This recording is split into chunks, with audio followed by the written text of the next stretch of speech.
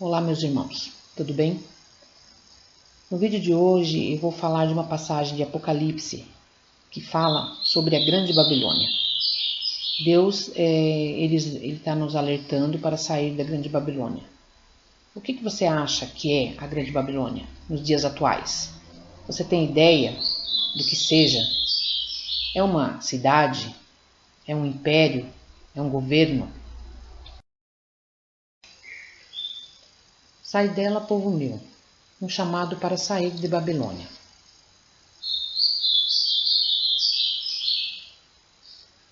O último pedido de Deus às pessoas sinceras e justas é que deixem de fazer parte do que ele chama de a Grande Babilônia. Apocalipse capítulo 18, versículo 2 e 4. Caiu a Grande Babilônia e se tornou morada de demônios. Retirai-vos dela, povo meu, para não ser cúmplices em seus pecados e para não participares dos seus flagelos. Surge então a pergunta: o que é Babilônia? Se Deus faz esse pedido, é porque Ele, através da sua palavra, a Bíblia, nos informa claramente de onde sair, por que sair e quando se esgotará o tempo de sair. Gostaríamos de levá-lo pelo fascinante mundo das profecias, para descobrir o que Deus, com séculos de antecedência, nos deixou revelado. Com o objetivo é descobrirmos quem é Babilônia, de onde um grande número de pessoas, um povo, deve se retirar e por que Deus faz esse pedido, teremos que analisar dois grandes livros proféticos das Sagradas Escrituras. No Velho Testamento, o livro do profeta Daniel, e no Novo Testamento, o livro do profeta João, o Apocalipse. São apenas 5 capítulos, o capítulo 2 e o 7 de Daniel, o 12, o 13 e o 17 do Apocalipse. Estudaremos esses capítulos, pois são eles que nos mostram como se fosse um mapa inserido na história. Quebra-cabeças, que após montado, permite visualizar a localização exata onde nos encontramos e os passos seguintes a serem dados para desenterrarmos o tesouro prometido por Deus. Tanto Daniel quanto Apocalipse são livros proféticos na sua essência, e esses capítulos, que analisaremos, dão um enfoque no contexto da história universal, desde fatos ocorridos no céu, passando pela antiguidade até os nossos dias, descrevendo com séculos de antecedência e com absoluta exatidão cada fase dos movimentos políticos, geográficos do mundo em que vivemos. Dedicar-nos-emos somente ao estudo desses capítulos, por ser o nosso objetivo condensar o máximo possível as informações que Deus nos dá a respeito do mapa do tesouro, que Ele tem para dar a cada um de nós. Os demais capítulos desses dois livros proféticos, como a Bíblia num todo, tornar-se-ão de vital importância como complemento e um constante e quase infinito compêndio de informações sempre objetivas para aqueles que querem e sonham com o maior prêmio posto à disposição de cada ser humano, a vida eterna em Cristo Jesus, nosso Senhor. O prêmio que Deus oferece ao vencedor envolve todos os requisitos necessários para uma real felicidade. Vida eterna, sem lágrimas, sem dor. Coríntios, capítulo 2, versículo 9. As coisas que o olho não viu e o ouvido não ouviu e não subiram ao coração do homem, são as que Deus preparou para os que o amam. A coincidência dos fatos históricos com o que Deus previu, com séculos de antecedência, e dos quais você passará a ter conhecimento a partir do estudo dessas profecias, lhe dará a certeza de que esta promessa de Deus é verdadeira. A descrição dessas previsões na Bíblia, em muitos momentos, é feita com muita ênfase e, ao interpretarmos o que Deus nos quer informar, também temos que usar do mesmo critério. Isso nos preocupa muito, pois não queremos de maneira alguma ofender, constranger, criticar quem quer que seja. Estamos apenas interpretando as profecias da mesma maneira que Deus as está revelando.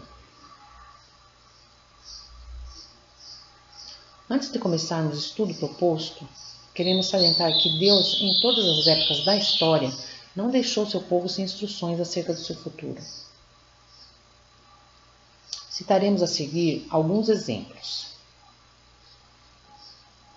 Primeiro, quando Deus convidou Abraão para ser o pai do seu povo escolhido, os israelitas, disse: "Sabe com certeza que a tua posteridade será peregrina em terra alheia, e será reduzida à escravidão e será afligida por 400 anos. Mas também eu julgarei a gente a que tem de sujeitar-se, e depois sairão com grandes riquezas. Gênesis capítulo 15, versículo 13 e 14. Como Deus havia profetizado, Jacó, neto de Abraão, com seus 12 filhos, foi morar no Egito. Quando se tornaram numerosos, Faraó, com medo de serem os egípcios subjugados pelos hebreus, por decreto transformou-os em escravos. Assim se cumpriu o que havia sido profetizado. Passados 400 anos, Moisés foi enviado para libertá-los. Segundo, com 5 séculos de antecedência, através do profeta Daniel, Deus determinou a data em que Jesus iniciaria o seu ministério na terra, profetizando que ele seria morto e que a cidade de Jerusalém seria destruída. Daniel, capítulo 9, versículo 25. Sabe e entende, desde a saída da ordem para restaurar e para edificar Jerusalém até ao ungido, ao príncipe, 7 semanas e 62 semanas, as praças e as circunvalações se reedificaram, mas em tempos angustiosos. A ordem para restaurar Jerusalém foi dada pelo rei Artaxerxes no ano 457 a.C. A profecia diz que até ao ungido, batizado, ao príncipe levaria 7 semanas e 62 semanas, isto é, 69 semanas. 7 semanas são 49 dias e 62 semanas são 434 dias. Somados dão 483 dias proféticos, que é igual a 483 anos. 49 anos, 7 semanas, é o que durou a reconstrução da cidade, dos seus muros e do templo.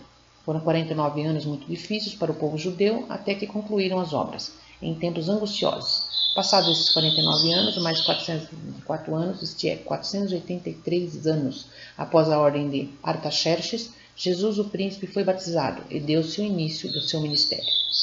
Ao somarmos 483 anos ao ano 457 a.C., quando foi decretada a reconstrução de Jerusalém, chegamos ao ano 27 da nossa era, quando se realizou o batismo de Jesus. A profecia continuou afirmando que, depois das 62 semanas, será morto o ungido, e já não estará, e o povo de um príncipe que há de vir destruirá a cidade e o santuário, e o seu fim será num dilúvio.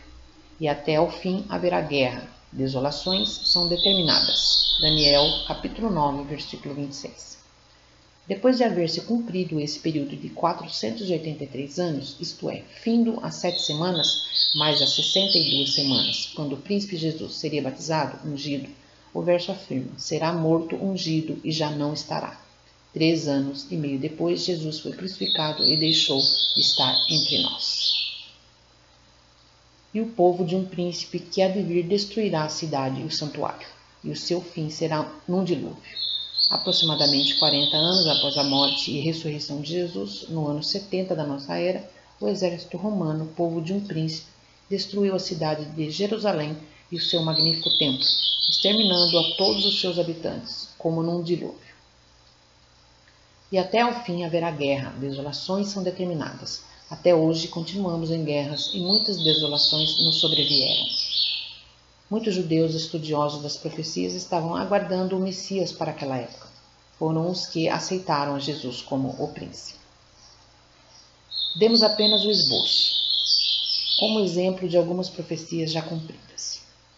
A Bíblia está cheia de profecias, das quais nenhuma delas deixou de se cumprir, e poucas faltam ainda para se cumprir.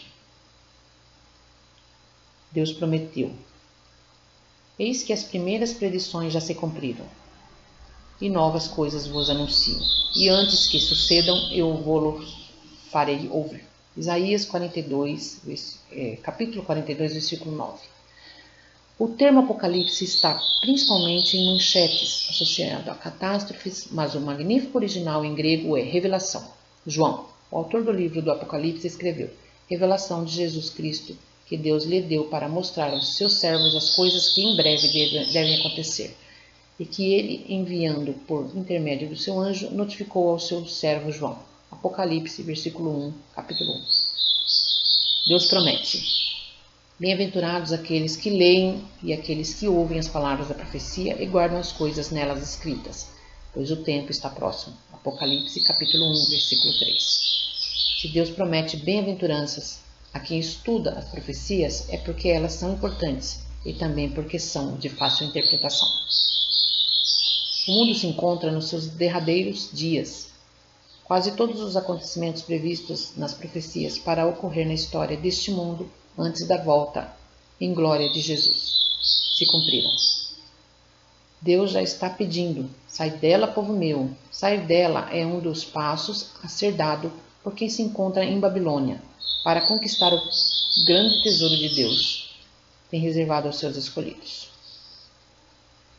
Se você deseja ouvir este pedido, prossiga conosco nesta análise profética, e com certeza ficará impressionado com a clareza em que são descritas, embora muitos ministros e o povo em geral declarem que as profecias de Daniel e do Apocalipse são mistérios incompreensíveis. Basta procurar dentro da Bíblia o significado de cada símbolo usado para que se monte o quebra-cabeça profético. Durante a análise, verso a verso desses capítulos, daremos o significado de cada símbolo e onde se encontram descritos dentro das Sagradas Escrituras.